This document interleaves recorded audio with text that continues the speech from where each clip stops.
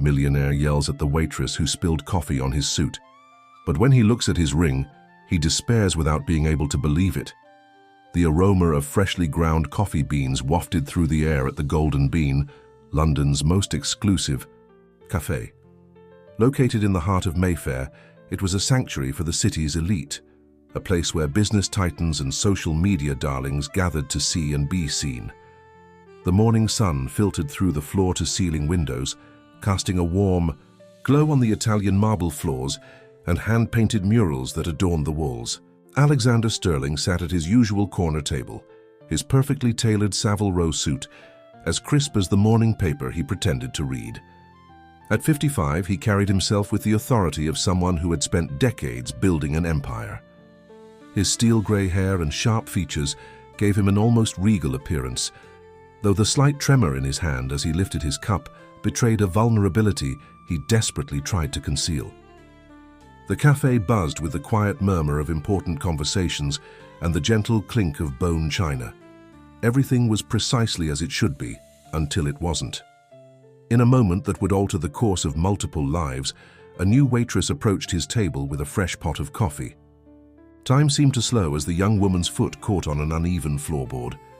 The coffee pot tilted, and its scalding contents cascaded onto Alexander's $5,000 suit. The liquid spread across the fabric like an ink blot, drawing gasps from nearby. "Patrons, you incompetent girl!" Alexander stood abruptly, his chair scraping against the floor. "Do you have any idea what you've done? This suit costs more than you'll earn in months." The waitress scrambled to clean up the mess, her hands trembling as she reached for the napkins. "I'm so sorry, sir. Please let me help." But Alexander's rage froze mid-sentence, his eyes fixed on something that shouldn't have been there, something impossible. On the waitress's right hand, as she dabbed at his ruined suit, was a ring he'd last seen 15 years ago. An Art Deco piece featuring an oval sapphire flanked by 2 diamonds. It had belonged to his late wife, Margaret, the same ring he'd given to his daughter on her 16th birthday, just weeks before she vanished. His throat constricted as he studied the young woman's face. She appeared to be in her early 30s with chestnut hair pulled back in a neat bun. Her features were different from what he remembered, but those eyes, those striking green eyes, were unmistakable. "Charlotte," he whispered, his voice barely audible. The waitress stiffened, her hands stopping mid-motion. For a fraction of a second, something flickered across her face. Recognition, fear, or perhaps both. Then just as quickly it vanished behind a mask of professional indifference. "I'm sorry, sir, you must be mistaken. My name is Sarah," she replied, her voice steady but cold. She straightened up, clutching the damp napkins like a shield. Alexander reached into his jacket pocket with trembling fingers, pulling out his wallet. Inside, tucked behind his credit cards, was a worn photograph he'd carried every day for 15 years. It showed a teenage girl with the same green eyes, wearing the same ring.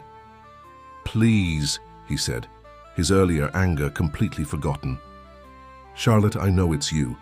The waitress, Sarah or Charlotte, took a step back. "Sir, I need to get back to work. The manager will be here shortly to discuss compensation for your suit." But Alexander couldn't let her walk away. Not again.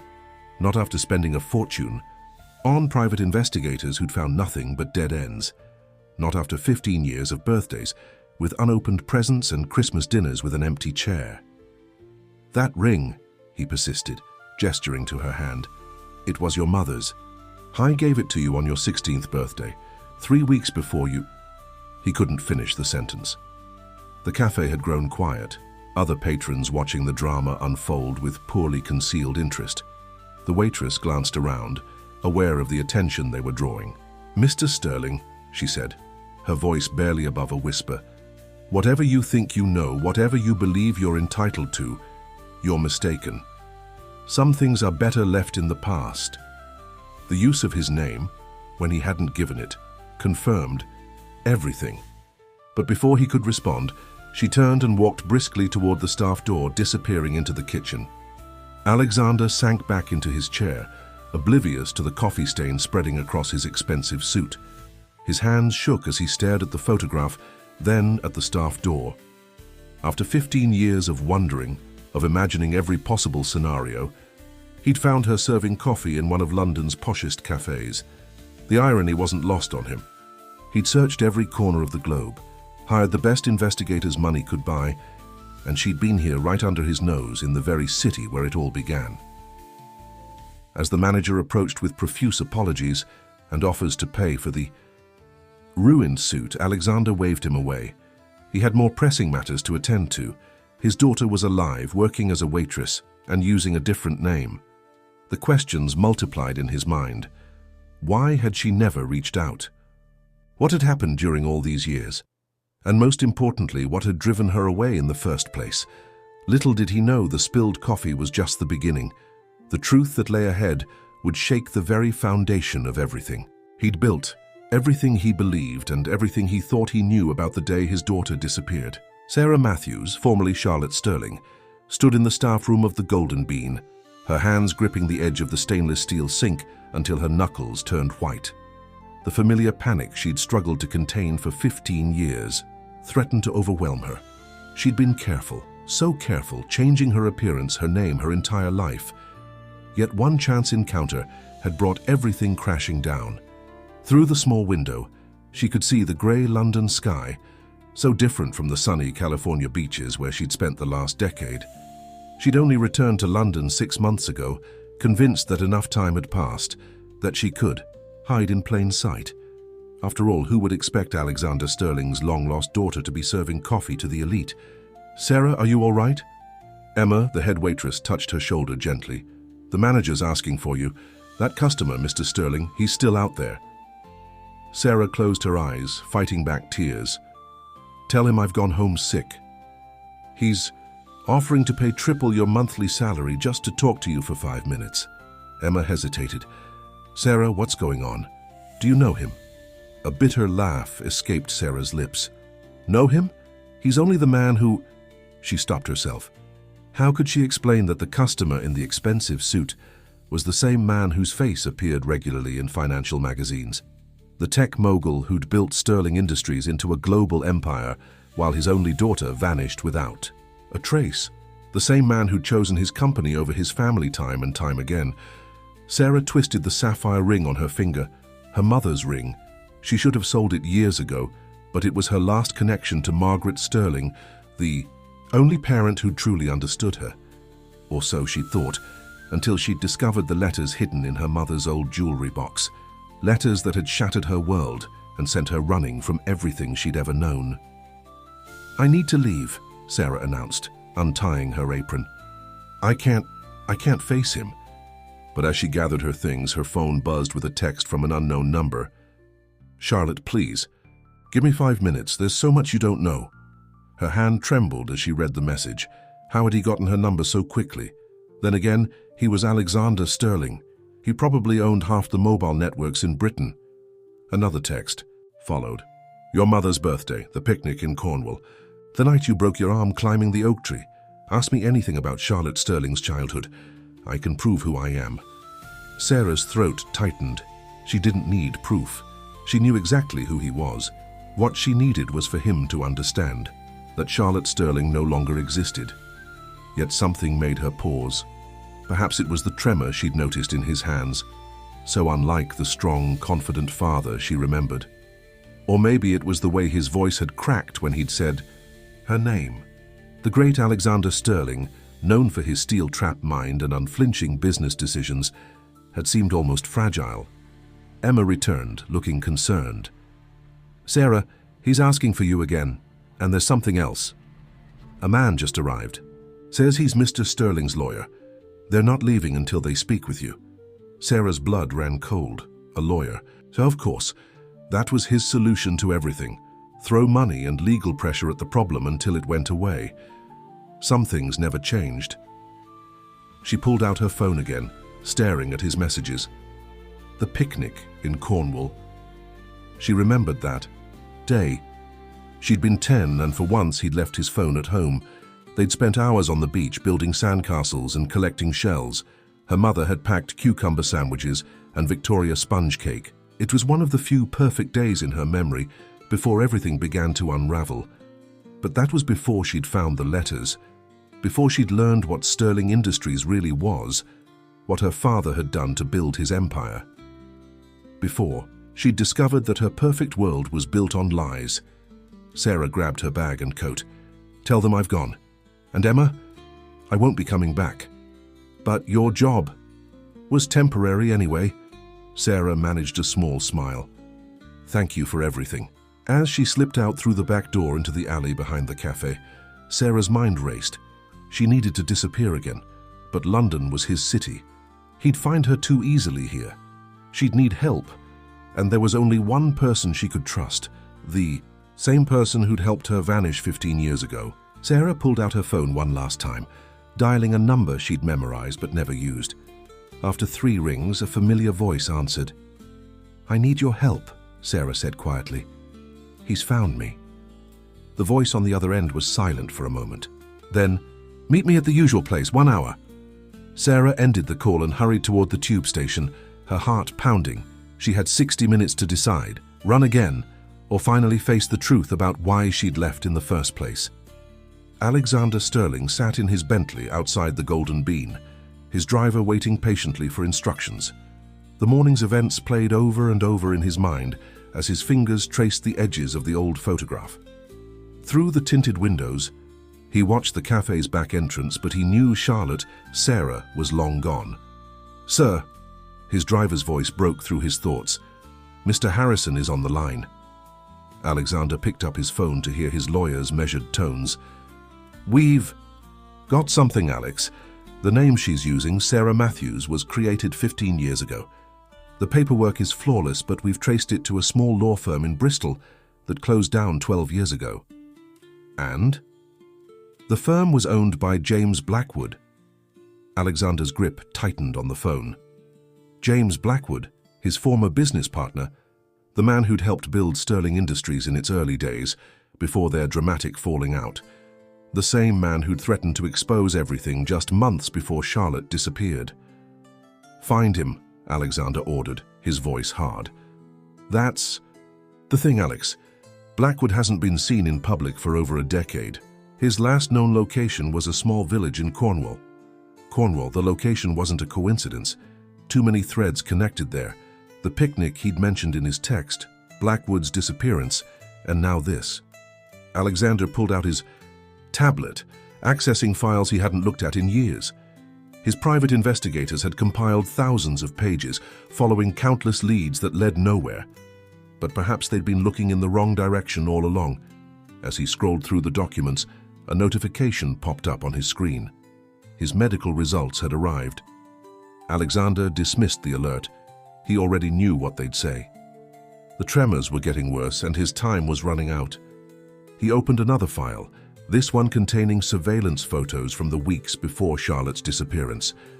There she was, 16 and angry, sneaking out of their Kensington home. The investigators had tracked her movements that summer, secret meetings in cafes, hushed phone calls, and finally, a visit to James Blackwood's office. What had Blackwood told her? What had made his passionate, loving daughter turn into someone who could walk away without a backward glance? His phone buzzed again. This time it was Marcus Chen, his head of security. "Sir, we've found something. In the old server archives, files from 2010 encrypted under Mrs. Sterling's credentials." Alexander sat up straighter. "Margaret's files? That's impossible. She didn't have access to the company servers." "Actually, sir, she did. And there's more. The access logs show she was downloading documents for months before her illness. Financial records, board meeting minutes, private correspondence. Send everything to my private server now." Alexander ended the call, his mind racing. Margaret had been investigating the company? His wife, who'd claimed to have no interest in business, who'd focused solely on her charity work and raising Charlotte, had been secretly gathering information about Sterling Industries. The pieces were starting to fit together, forming a picture he wasn't sure he wanted to see. Margaret's sudden interest in the company's affairs, Blackwood's threats, Charlotte's disappearance, they were all connected. He pulled up another file, this one containing his wife's medical records. The official report stated natural causes, but he'd never quite believed it. Margaret had been too young, too healthy. Her decline had been sudden, happening just months before Charlotte ran away. A knock on the car window startled him. It was his assistant, looking worried. "Sir, the board is waiting. The quarterly meeting started 15 minutes ago." Alexander barely heard her. His eyes were fixed on a detail in Margaret's file he'd never noticed before. 2 weeks before she fell ill, she'd visited a private clinic in Cornwall, the same clinic where James Blackwood's wife had worked as a consultant. "Cancel the meeting," he ordered, already reaching for his coat, "and get me a helicopter to Cornwall immediately." His assistant's protests faded as he strode toward his private elevator. The board could wait. For 15 years, he'd pushed aside his family in favor of his company. He'd told himself it was necessary, that building his empire would secure Charlotte's future. Instead, he'd lost everything that mattered. But now, with his health failing and his daughter finally found, he had a chance to uncover the truth.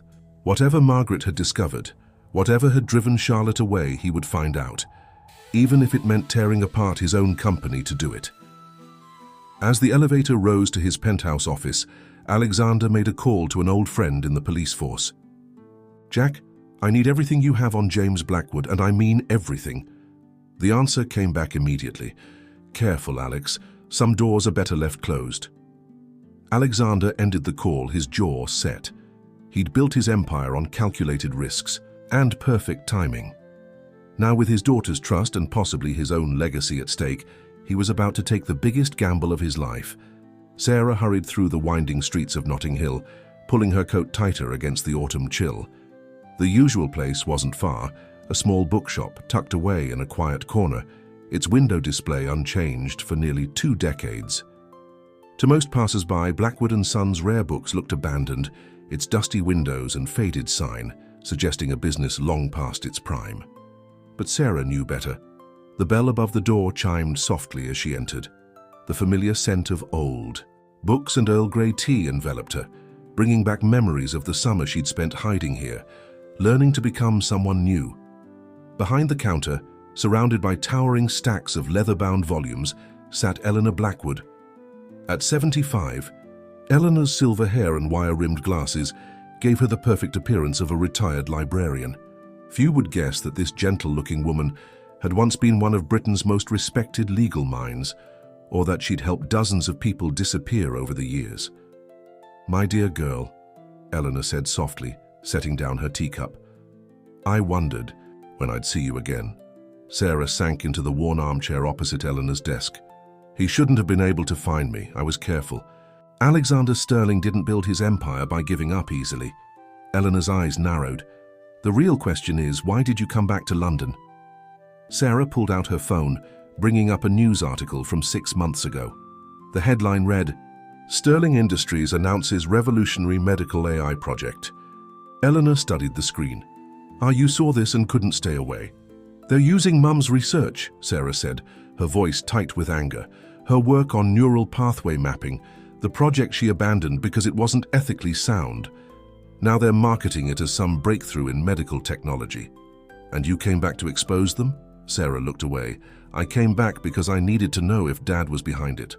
If he knew what they'd done to her research, how they'd twisted it." Eleanor set down her teacup with a sharp click. "Sarah, dear, your father isn't the only player in this game. What happened to Margaret?" "Was no accident," Sarah finished. "I know, I found the letters." "What letters?" Sarah reached into her bag, pulling out a bundle of worn papers. "Mum hid them in her jewelry box, behind a false panel. I found them the day before I ran away. Letters from Dr. Chen at the Cornwall clinic, warning her about the experimental trials, about what Sterling Industries was really doing with her research." Eleanor's face paled. "You never told me about these." "Because I wasn't sure who to trust." Mum's letters mentioned a conspiracy inside Sterling Industries, people who would do anything to keep her quiet. When she started asking questions, Sarah's voice caught. "That's why you ran," Eleanor said quietly. "Not because of the arguments with your father, or the pressure to join the company." Sarah nodded. "I thought if I disappeared, they'd leave. Her research alone. But now they're using it anyway and people could get hurt." Eleanor was silent for a long moment, her fingers drumming against her desk. Finally, she opened a drawer and pulled out a thick manila envelope. Your mother left this with me the week before she fell ill. Said I should give it to you when the time was right. She slid the envelope across the desk. I think that time has come. Sarah's hands trembled as she opened it. Inside was a USB drive and a handwritten letter. Her mother's elegant script filled the page. My dearest Charlotte, if you're reading this, then my suspicions were correct. What I've discovered about Sterling Industries goes deeper than anyone knows. Your father isn't the man I thought he was, but he's also not the man you believe him to be. The truth lies in the research files on this drive, but be careful who you trust with them. Even James Blackwood isn't what he seems. All my love, Mum. Sarah looked up at Eleanor, questions burning in her eyes. But before she could speak, her phone buzzed with another text from her father. I know about the Cornwall clinic, about Dr. Chen. Please, Charlotte, let me explain. Eleanor leaned forward, her expression grave. You have a choice to make, my dear. You can run again. I have. Everything prepared. Or you can stay and face this. But remember, some secrets once revealed can never be buried again. Sarah stared at the USB drive in her hand, then at her mother's ring. For 15 years, she'd been running from the truth. Perhaps it was time to run toward it instead. I need your help with one more thing, she said to Eleanor. But this time I'm not running away. I'm going to finish what Mum started. Eleanor nodded slowly. Very well. But first, there's something you should know about your father's condition. Something that changes everything. The private helicopter touched down on the helipad of Cornwall's St. Catherine's Hospital, its rotors whipping up autumn leaves in wild circles. Alexander Sterling stepped out, his usual commanding presence somewhat diminished by the slight tremor in his right hand, a tremor he could no longer hide. Dr. Patricia Chen waited for him at the entrance, her white coat stark against the grey, stone building. At 65, she carried herself with the quiet authority of someone who'd spent decades in medicine. She had also been one of the last people to see Margaret Sterling alive. Mr. Sterling, she greeted him, her expression neutral. After 15 years, I must admit, I didn't expect to see you here. Alexander straightened his tie, buying time to steady his voice. You knew, didn't you, about Margaret's investigation into the company? Please, follow me. Dr. Chen led him through the hospital's winding corridors to her private office. The walls were lined with medical certificates and research papers, many bearing Margaret's name as co-author. Once the door closed behind them, Dr. Chen's professional facade cracked slightly. Your wife was brilliant, Mr. Sterling. Her work on neural pathway mapping could have revolutionized how we treat neurological conditions. But when she discovered how Sterling Industries planned to use her research— What are you talking about? Alexander demanded. Margaret's research was purely theoretical. It was never implemented. Dr. Chen pulled out a thick file from her desk. Is that what James Blackwood told you? Your wife came to me because she'd discovered unauthorized trials being conducted under Sterling Industries' umbrella. Experimental procedures using her preliminary findings, performed on patients without proper protocols or oversight. Alexander sank into a chair, his trembling hands now impossible to conceal. That's impossible, I would have known. Would you? Dr. Chen's voice was sharp. You were so focused on building your empire, Mr. Sterling. Did you ever really look at what was happening inside it? She opened the file, spreading photographs across her desk. They showed brain scan results, clinical trial data, and a list of names, patients who'd undergone experimental procedures. Margaret found these hidden in the company servers. When she threatened to expose everything, someone decided she was a liability. Alexander's world tilted on its axis. Are you suggesting my wife, she didn't— I'm suggesting you look closer at her final days, at who had access to her medical records, her meals, her daily routine. Dr. Chen's eyes softened slightly. She tried to protect Charlotte, you know. That's why she contacted James Blackwood. Not to betray you, but to create an escape route for your daughter. Alexander's phone buzzed. Another message from his head of security. Sir, we've found something in Mrs. Sterling's old files. There's evidence of unauthorized access to the neural mapping project dating back to 2009. The user credentials belong to someone named Thomas Sterling.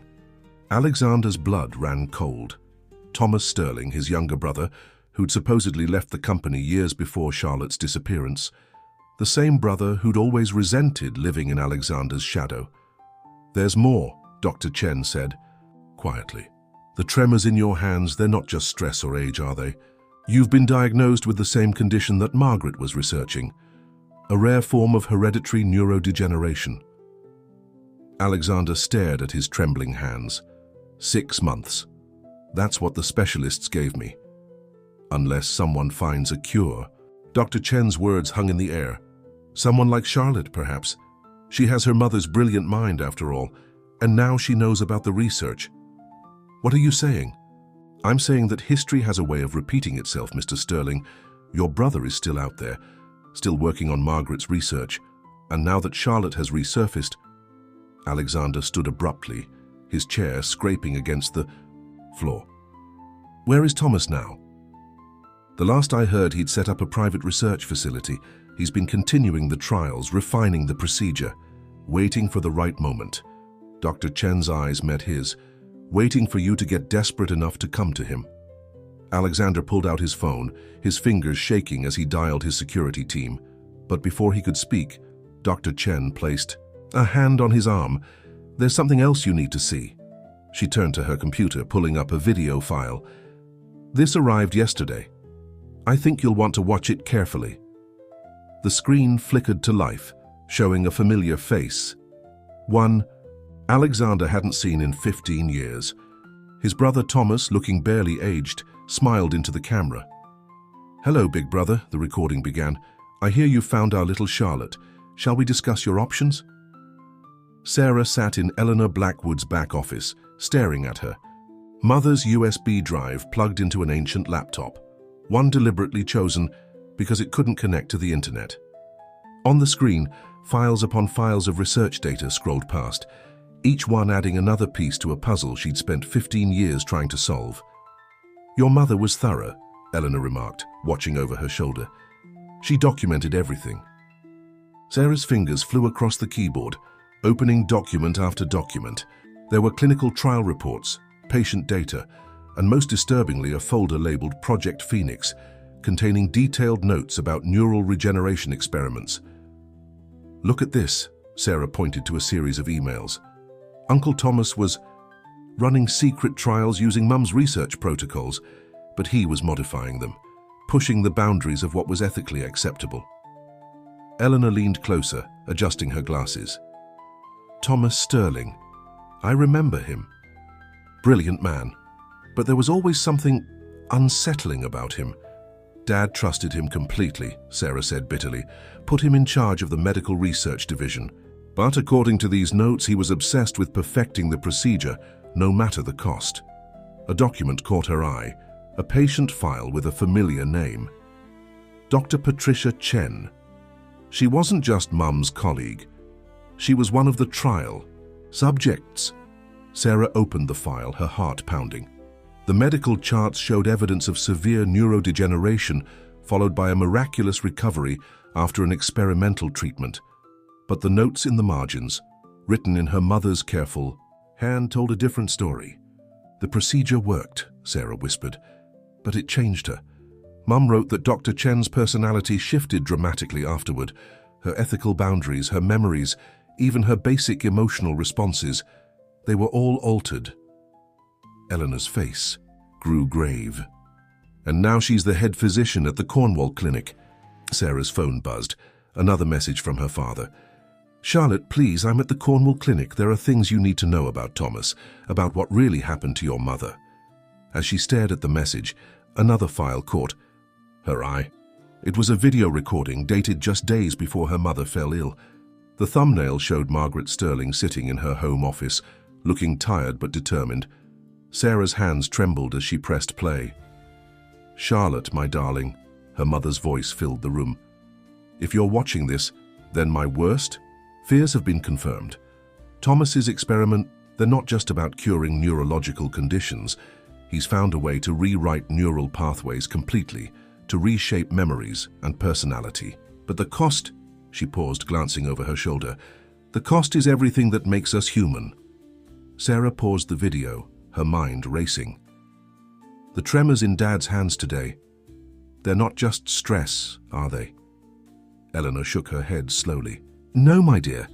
Your father has been diagnosed with the same condition that Thomas's experiments were meant to cure. The same condition your mother was researching before she discovered the truth. A cold realization washed over Sarah.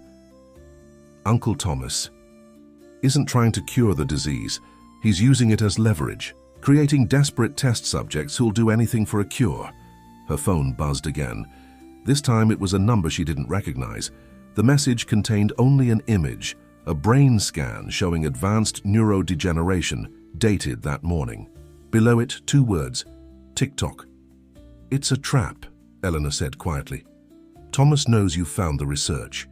He's using your father's condition to draw you both out. Sarah stood, gathering her things with shaking hands. I have to go to Cornwall. Dad needs to know the truth about Thomas, about what really happened to Mum. Sarah, wait. Eleanor moved to a painting on the wall, swinging it aside to reveal a safe. Inside was a thick envelope. Your mother left this too, said it was insurance in case Thomas ever found you. The envelope contained a single sheet of paper, a signed confession from one of Thomas's former research assistants detailing everything. The illegal experiments, the covered-up failures, and most damningly, Thomas's plan to use the procedure on Alexander himself. He wanted control of Sterling Industries, Sarah realized. He still does, and now he has the perfect opportunity, a dying CEO desperate for a cure. Eleanor gripped Sarah's hands tightly. You can't face him alone. Thomas has spent 15 years perfecting his procedure. The man who helped your mother disappear, he's not the same person anymore. Sarah looked down at her mother's ring, then at the confession in her hands. I'm not alone, she said finally. I have the truth, and maybe, just maybe, I have my father too. She pulled out her phone, typing quickly. Dad, don't trust Dr. Chen. Meet me at Mum's favorite place in 1 hour. And whatever you do, don't. Let Thomas know you're coming. As she gathered her mother's research files, Sarah caught her reflection in the window. For the first time in 15 years, she didn't see Sarah Matthews, the waitress, hiding from her past. She saw Charlotte Sterling, her mother's daughter, ready to finish what Margaret had started. But Thomas was watching, waiting, and he had one final card to play, a truth so devastating it could tear father and daughter apart forever. The private gardens of St. James's Church lay quiet in the late afternoon sun. Margaret Sterling had loved this place, spending countless hours tending to the roses she'd planted, in memory of her own mother. Now, 15 years later, those same roses still bloomed, carefully maintained by the church gardener who'd promised. Margaret, he'd never let them fade. Alexander arrived first, his driver staying discreetly by the church gates. He found the bench where Margaret used to sit, remembering countless Sunday afternoons spent here as a family. Charlotte would run through the garden paths while Margaret sketched in her notebook, occasionally looking up to smile at their daughter's laughter. He pulled out his handkerchief, dabbing at his forehead. The tremors were worse now, the medication barely keeping them under control. Thomas's video message played over and over in his mind. There's a cure, brother, but everything has a price. A shadow fell across the path. He looked up to see Sarah standing there clutching a laptop bag. She'd changed from her waitress uniform into jeans and a sweater that reminded him so much of Margaret, it made his chest ache. You came, he said softly. Not for you. She sat on the opposite end of the bench, for Mum, and for the truth. Alexander studied his daughter's profile, noting how much she'd grown to resemble Margaret. I never knew, he began, about Thomas, about what he was doing with the research. Because you never looked, Charlotte cut in. You were too busy. Building your empire to notice what was happening right under your nose. She opened her laptop, pulling up the video of Margaret. Alexander's breath caught as his wife's face appeared on the screen, looking exactly as he remembered her from those final days. I've discovered something terrible, Margaret's recorded voice said. Thomas isn't trying to cure the disease. He's weaponizing it. The neural rewriting procedure. It doesn't just heal the brain, it reshapes it, changes personalities, alters memories. He's creating perfect, compliant test subjects. Alexander's hands trembled as he reached for the screen. When was this recorded? 3 days before she fell ill. Charlotte's voice was hard. She was going to expose everything. The illegal trials, the covered-up failures, Thomas's real plans for Sterling Industries, but someone stopped her. "Dr. Chen," Alexander said quietly. "She was one of Thomas's first successful subjects, wasn't she?" Charlotte nodded. The procedure cured her condition, but it also made her loyal to Thomas. Completely, unquestioningly loyal. Just like he planned to do to you. Alexander closed his eyes, remembering his brother's words from the video. "Think about it, Alex. No more tremors, no more weakness. You could run Sterling Industries for another 20 years. All you have to do is trust me like you always have." "He's been planning this for years," Charlotte continued, "waiting for your condition to progress, knowing you'd eventually come to him desperate for a cure, just like his other test subjects. And your mother discovered it all." Alexander's voice cracked. "She tried to protect you, to get you away before he could use me against you." Charlotte pulled out the confession from Thomas's former assistant. "Mum knew the disease was hereditary. She knew I might develop it too.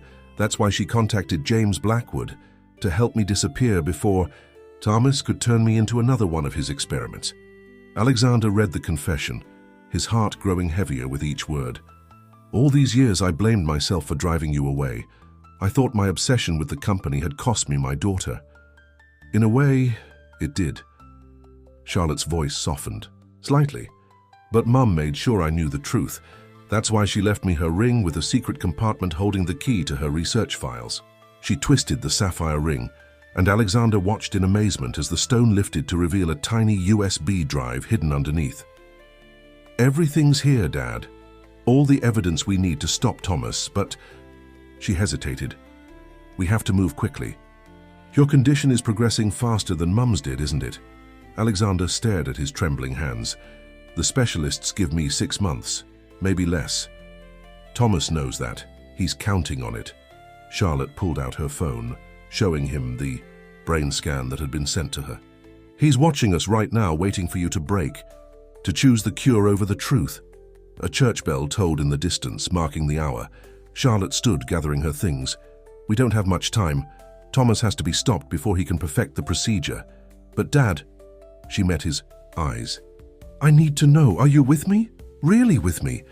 Because once we start this, there's no turning back." Alexander looked up at his daughter, seeing not just Margaret's features, but her strength, her determination. For 15 years, he'd led his company with an iron grip, trusting no one but himself. Now, with his health failing and his brother's betrayal exposed, he had to make a choice. Trust his daughter and face the truth about his company, or trust Thomas and lose himself completely. In the garden's growing shadows, Margaret's roses swayed gently in the evening breeze, their perfume a sweet reminder of all that had been lost and all that might still be saved. Thomas Sterling stood at the window of his private research facility, watching the sun set over the Cornish coastline. The modern glass and steel building, hidden away on a private estate, represented everything he'd worked for over the past 15 years. Every failed experiment, every successful transformation, had brought him closer to his ultimate goal. On the screens behind him, surveillance footage showed Alexander and Charlotte in the church garden. Thomas smiled, noting his brother's increasingly pronounced tremors. The disease was progressing exactly as predicted, exactly as he'd designed it to. "They're planning to expose us," Dr. Chen said from the doorway. The procedure had left her eternally calm, her voice carrying no trace of concern despite the threat they faced. "Of course they are." Thomas turned from the window. "And they'll fail, just like Margaret did." "How are the preparations for phase 3? Dr. Chen consulted her tablet. "The neural mapping chamber is ready. We've refined the procedure based on the last round of trials. Success rate is now at 98%. And the personality retention issues? Minimal. Subjects retain their core knowledge and skills, but their loyalties, their emotional attachments," she smiled serenely, "those become completely malleable." Thomas walked to a wall of screens displaying brain scans, dozens of them, showing the progression of the disease in various subjects. Alexander's latest scan glowed prominently in the center. "My brother always was predictable," Thomas mused, "so focused on his legacy, on protecting his precious company. He never noticed what was happening in his own family." He pulled up another file, Charlotte's medical records from childhood. "Did you know, Patricia, that my brilliant niece shows early markers for the same condition? Subtle, nearly undetectable, but they're there. Margaret spotted them, of course. That's what drove her to investigate in the first place. Should we prepare a chamber for her as well?" Thomas smiled. "In time. First, let's see how far Alexander's paternal instincts will drive him. Send him the new scan results. Show him how quickly the disease is progressing." Dr. Chen nodded, her fingers moving across her tablet. Within moments, Alexander's phone would ping with fresh evidence of his deteriorating condition. "Sir?" A technician appeared in the doorway. "We've detected unauthorized access to Mrs. Sterling's old research files.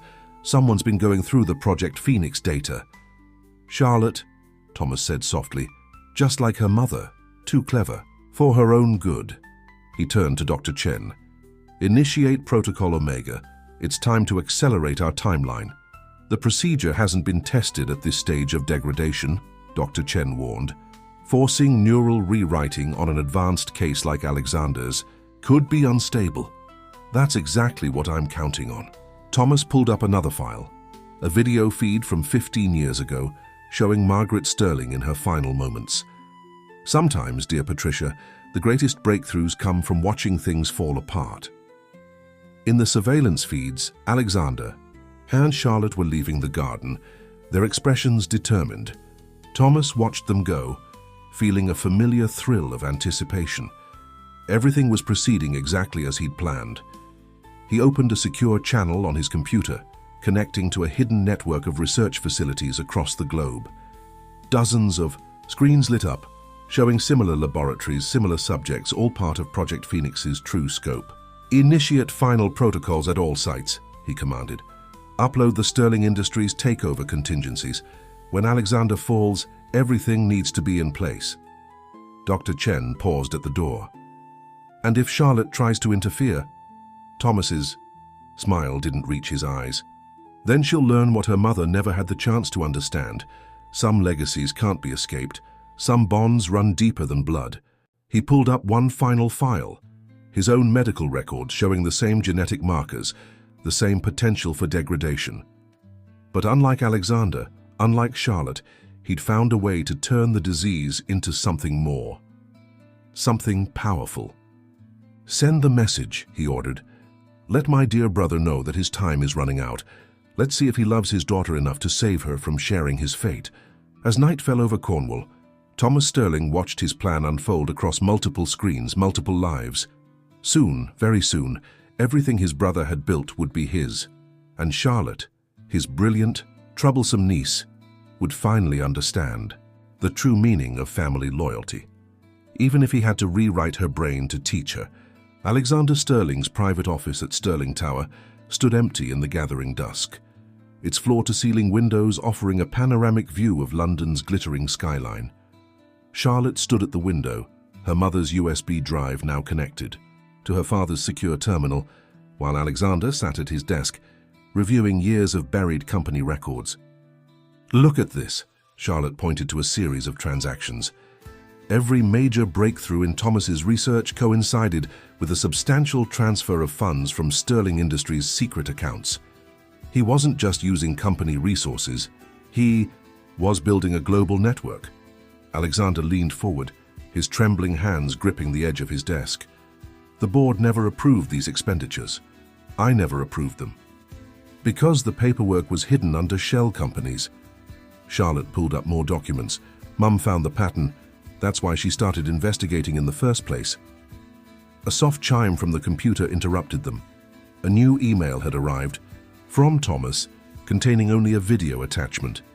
Charlotte's finger hovered over the play button, but Alexander stopped her. "Wait," he said, pulling out his phone. "There's something you need to see first."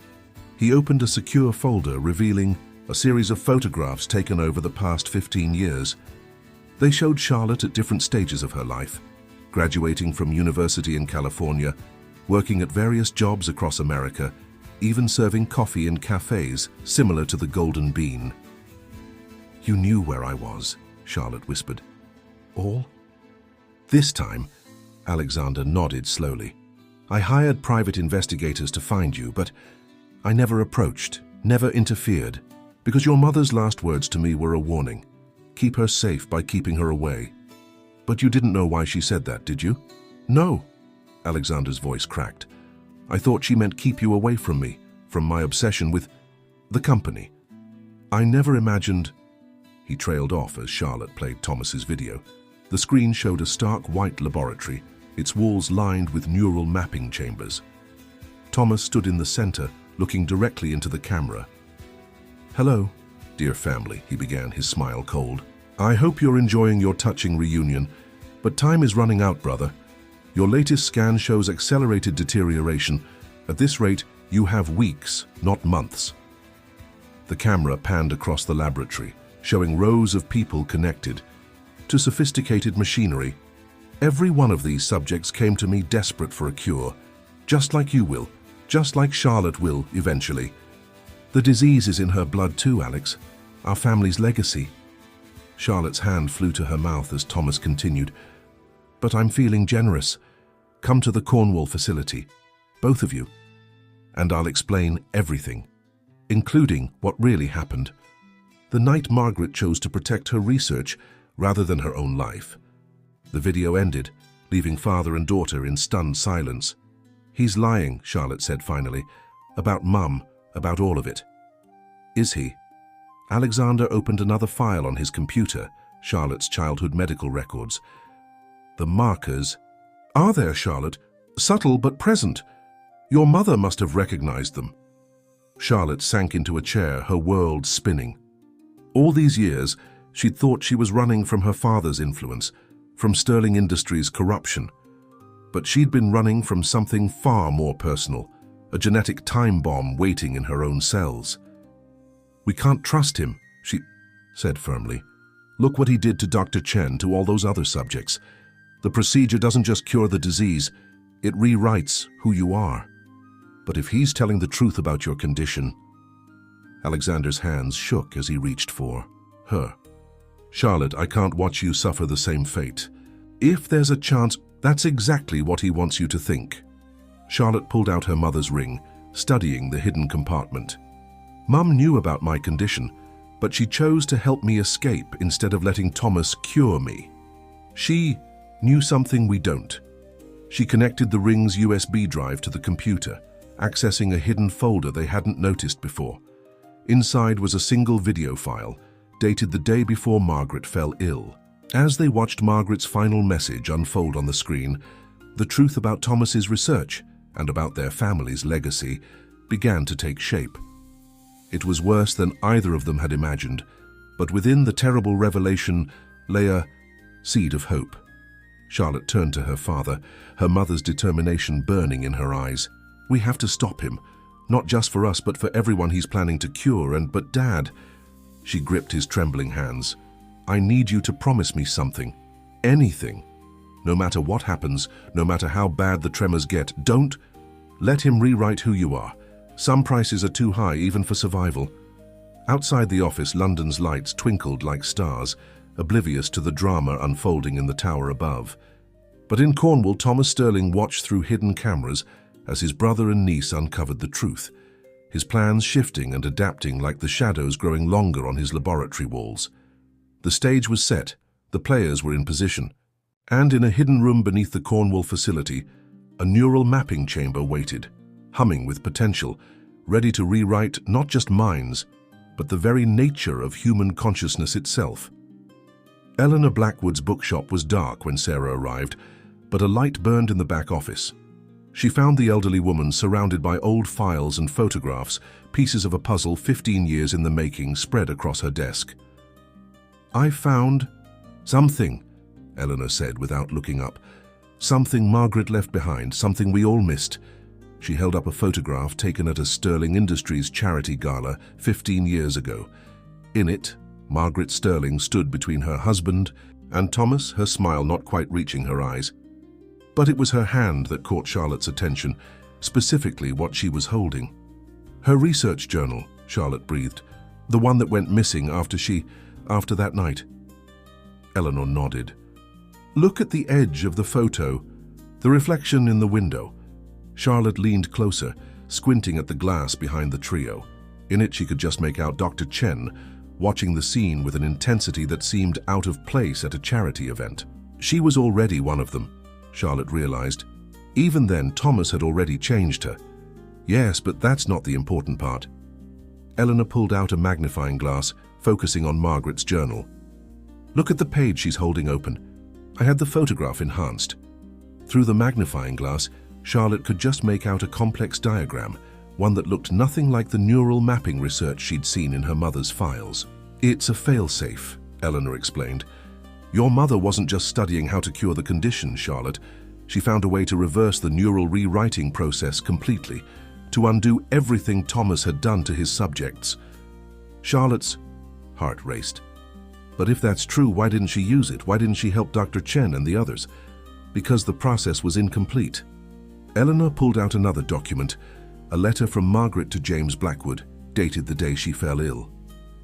She needed more time, more data. Time Thomas wouldn't give her. Charlotte's phone buzzed with a text from her father. Thomas sent, "Another message, he's moving up the timeline, we need to act now." As she read the message, Eleanor pressed a key into her hand. Your mother left something else here, something she wanted you to have when you were ready. In the basement, behind the false wall of rare first editions. Charlotte followed Eleanor down creaking stairs to the shop's basement. Behind a shelf of leather-bound books, they found a hidden door. Inside was a small room containing a single filing cabinet. The key fit perfectly. Inside, Charlotte found what she'd been looking for all along, her mother's complete research notes, including the unfinished failsafe protocol. But there was something else too. A letter addressed to Thomas. Margaret knew, Eleanor said softly, about Thomas's condition, about why he started the research in the first place. He wasn't just trying to cure the disease. He was trying to escape his own fate. Charlotte read the letter, her hands shaking. The neural rewriting procedure. It was never meant to be a cure. It was his way of achieving immortality, transferring his consciousness into healthy bodies while discarding the originals. Her phone buzzed again, this time with a video message from Thomas himself. The footage showed Alexander arriving at the Cornwall facility, his condition visibly worse. Time to choose, Charlotte, Thomas's voice purred. Your father's deterioration has accelerated beyond our projections. He has days, not weeks. Come to Cornwall and I'll save him. Stay away and watch him lose not just his body, but his mind.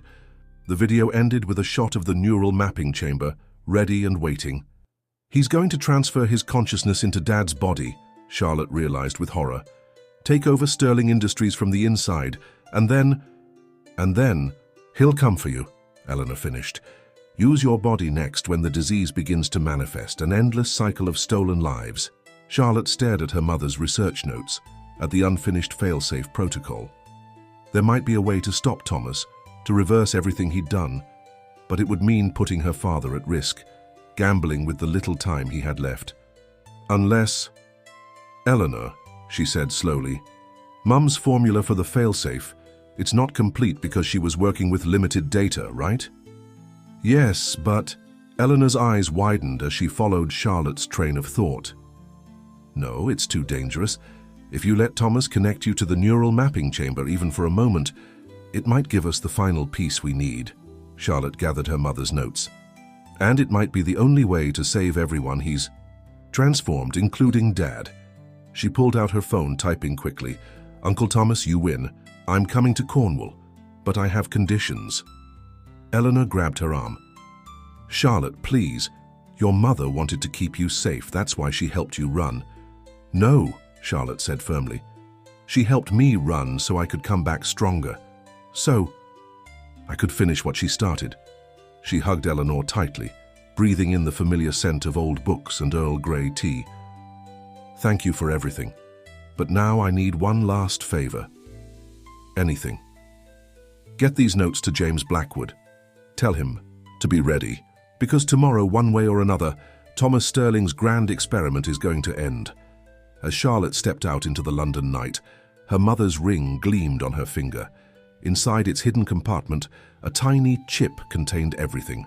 They needed to bring Thomas down, if only they could complete the failsafe in time. In Cornwall, Thomas watched his security feeds with growing satisfaction, unaware that the real Margaret Sterling had left behind more than just research notes. She'd left behind a daughter who inherited not just her brilliance, but her courage to sacrifice everything for the truth. The stage was set for a confrontation 15 years in the making, but this time Charlotte wasn't running away. She was running straight into the heart of the storm. The Cornwall facility rose from the cliffs like a modern fortress, its glass walls reflecting the stormy dawn sky. Charlotte stood at the entrance, her mother's research notes secured on a tiny chip in her ring, her heart pounding against her ribs as the security doors slid open. Dr. Chen waited in the lobby, her serene smile unchanged from the photograph, taken 15 years ago. "Welcome home, Charlotte, or do you prefer Sarah?" "Neither," Charlotte replied, following the doctor through stark white corridors. "Take me to my father."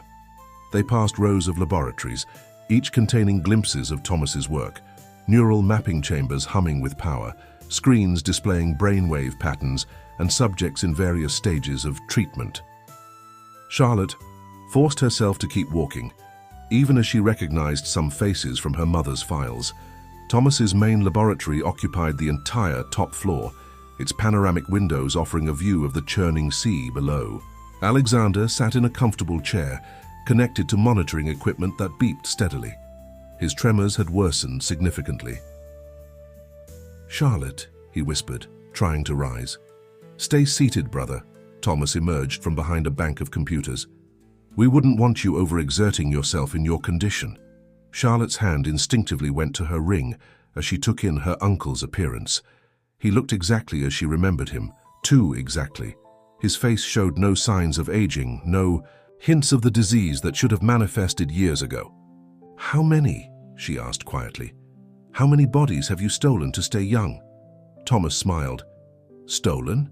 My dear niece, I've saved countless lives, given people a second chance. Just ask Patricia." Dr. Chen nodded serenely. "The procedure is a gift, Charlotte, a way to transcend our physical limitations. By erasing who they really are, Charlotte moved closer to her father. By turning them into puppets, by freeing them from the prison of deteriorating flesh." Thomas gestured to the neural mapping chamber that dominated the center of the room. "The same freedom I'm offering, your father. And you when the time comes." Alexander grabbed Charlotte's hand. "Don't listen to him, your mother is the reason we're here," Thomas cut in smoothly. "Would you like to know what really happened that night, Charlotte? Why she chose to protect her research rather than accept my help? I already know." Charlotte squeezed her father's hand. "She discovered what you really were, what you'd done to all those people." Thomas laughed. "Is that what you think, that I'm the villain of this story?" He pressed a button, and screens around the room lit up with video footage. "Watch carefully. Dear niece, see the truth your mother tried to hide." The videos showed Margaret Sterling in this very laboratory, working alongside Thomas, not as his victim, but as his collaborator. "We developed the neural mapping procedure together," Thomas revealed. "Your mother's brilliant mind, combined with my vision. We were going to save humanity from the curse in our genes, but then she discovered something in the data, something that changed everything." Charlotte watched the footage, her heart sinking as she saw her mother's expression shift from excitement to horror. The personality changes weren't a side effect. They were the point, Thomas confirmed. Perfect alignment of consciousness, perfect loyalty, perfect order. Your mother couldn't accept that. She tried to destroy our work, to erase years of progress, so I had to stop her. "You murdered her!" Alexander's voice shook with rage. "I offered to save her!" Thomas shouted, his composure cracking, to transfer her consciousness before the disease could take her. She chose to end things rather than embrace evolution. Charlotte felt her father's hand trembling in hers. On the screens, the final moments of her mother's life played out in silent testimony. But something caught her eye, a detail in the background of the footage. Margaret Sterling hadn't been trying to destroy the research. She'd been implementing the fail-safe protocol. "That's why you really want us here," Charlotte said slowly. "The procedure isn't stable anymore, is it? The personalities are breaking down. You need fresh subjects, subjects with the right genetic markers, like Dad, like me." Thomas's smile turned cold. "Very clever, just like your mother." "Yes, the neural patterns are degrading. Each transfer becomes more difficult, more temporary. But with your father's mind as a template and your young body as a vessel—" "You're insane." Alexander tried to stand, but his tremors betrayed him. "I'm inevitable," Thomas corrected. "The next step in human evolution. And you're running out of time, brother. The disease is progressing faster than ever. Choose now. Let me save you, or watch your daughter inherit your fate." Charlotte looked at her father, at the machines monitoring his declining condition, then at her uncle wearing a stolen face that hadn't aged in 15 years, and finally at her mother's ring, containing everything they needed to end this. If she could only reach the main computer. "All right," she said quietly. "Show me how it works." "Charlotte, no." Alexander struggled to rise. "I have to know," she insisted, meeting her father's eyes. In that moment, something passed between them, an understanding, a plan. Thomas gestured to Dr. Chen, who began preparing the neural mapping chamber. "A wise choice, my dear. Though, I must admit I expected more resistance." Charlotte allowed herself to be led to the chamber, her heart racing. Everything depended on perfect timing, on her mother's unfinished protocol, and on one final gift Margaret Sterling had left behind. The chamber hummed to life as Dr. Chen attached the monitoring leads. Thomas stood at the control panel, triumph written across his ageless features. "Don't worry," he assured her. "Soon, you'll understand everything." Charlotte closed her eyes as the chamber sealed around her. In her mind, she recited her mother's final message, hidden in the ring's encryption. "The truth isn't in the code, darling. It's in our blood." The procedure began, and with it, the final act of a drama 15 years in the making. The neural mapping chamber pulsed with ethereal blue light as Charlotte's consciousness merged with the machine. Through half-closed eyes, she saw Thomas at the controls, his fingers dancing across the interface with practiced precision. Dr. Chen monitored the readings, her serene expression unchanged. But they had both missed something crucial. The tiny chip in Charlotte's ring wasn't just storing data, it was transmitting. Even now, Eleanor Blackwood and James Blackwood were receiving everything, watching through the facility's own security systems. More importantly, they were implementing Margaret Sterling's final protocol, hidden in plain sight for 15 years. "Neural patterns stabilizing," Dr. Chen announced, "beginning consciousness alignment." Thomas smiled at the readings. "Perfect. Soon you'll understand, Charlotte. This is evolution." But something was wrong. The machine's hum changed pitch, its lights flickering erratically. Warning alerts flashed across the monitors. "What's happening?" Thomas demanded, his fingers flying over the controls. "The pattern isn't accepting the rewrite protocols." Dr. Chen frowned at her screens. "It's reversing them." Charlotte opened her eyes fully, feeling her mother's failsafe flowing through the system. "Did you really think she wouldn't have a backup plan?" The chamber's light shifted from blue to gold as Margaret Sterling's final gift activated. She hadn't just discovered how to stop the neural rewriting process, she'd found a way to reverse it completely, encoded in the very DNA she shared with her daughter. "Shut it down!" Thomas lunged for the emergency controls, but his hands froze, mid-motion. Across the facility, his subjects were awakening. Dr. Chen stumbled, her serene mask cracking as decades of suppressed memories flooded back. "What have you done?" Thomas's ageless face contorted with rage. "Finished what Mum started." Charlotte emerged from the chamber, supported by her father. "She knew you'd never stop looking for us, knew you'd eventually find a way to force us into your evolution. So she made sure her cure was in the one place you'd never think to look, in our genetic code." The reversal cascade spread through the facility's networks, reaching every neural mapping chamber, every stored consciousness pattern. In the laboratories below, Thomas's subjects were awakening to themselves for the first time in years. No. Thomas's perfect composure shattered completely. I won't let you destroy everything. I've built! He reached for a hidden control panel, but Alexander was faster. Despite his tremors, despite his weakened condition, he managed to pull the main power coupling free. The laboratory plunged into darkness, emergency lights casting shadows across, faces both old and new. It's over, Thomas, Alexander said quietly. Let it end. But Thomas wasn't finished. With inhuman speed, he lunged for Charlotte, his fingers reaching for her throat. If I can't have your body, I'll make sure none of you leave this place alive. What happened next seemed to unfold in slow motion.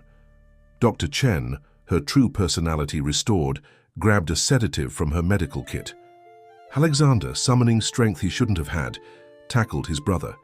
And Charlotte, her mother's ring glowing with transmitted data, completed the failsafe protocol. Thomas's body seized as years of neural transfers caught up with him at once. The stolen youth fell away, revealing the truth he'd tried so hard to escape. In moments he collapsed, his consciousness finally irrevocably his own. Dad! Charlotte caught Alexander as he stumbled. Are you all right? Better than all right. He managed a smile, holding up his hands. The tremors had lessened, not gone, completely but noticeably improved. Your mother's cure, and it wasn't just for the neural rewriting, was it? Charlotte shook her head. She found a way to slow the disease's progression, not stop it completely, but... Give us time, Alexander finished. Time to be a family again. Through the laboratory's windows, dawn broke over the Cornish coast. Below, police and medical teams were arriving, summoned by Eleanor and James. Dr. Chen, tears streaming down. Her face was already helping other awakened subjects reconnect with their true selves. Charlotte looked at her father, seeing him clearly for the first time in 15 years. I'm sorry I ran away. I'm sorry I gave you reason to run. He hugged her close. But your mother would be proud. You finished her work. You saved everyone. Not everyone. Charlotte glanced at Thomas's unconscious form. He'll have to face justice for what he did. We all will, Alexander said quietly. Sterling Industries has a lot to answer for, but we'll face it together. As medical teams swarmed the laboratory, Charlotte touched her mother's ring one last time. The hidden compartment had one final message, displayed briefly on a nearby screen. My darling daughter, love is the one thing that can never be rewritten. It's in our blood, our bones, our very souls. Your father isn't perfect, but his love for you never wavered. Trust in that love. Trust in yourself. And remember, sometimes the longest journeys lead us right back home. All my love, Mum. 6 months later, the headlines told a different story. Sterling Industries, under new leadership, had become a pioneer in ethical medical research. The neural mapping technology, stripped of its darker applications, was helping thousands of patients recover from traumatic brain injuries. And in a quiet garden behind St. James's Church, a father and daughter sat on a familiar bench, surrounded by blooming roses. Their hands still trembled occasionally, but they trembled together, each supporting the other as they wrote their own story, one of healing, forgiveness, and the unshakable bonds of family. Margaret's roses bloomed brighter than ever, their perfume a sweet reminder that some legacies are written not in databases or DNA, but in the eternal language of love.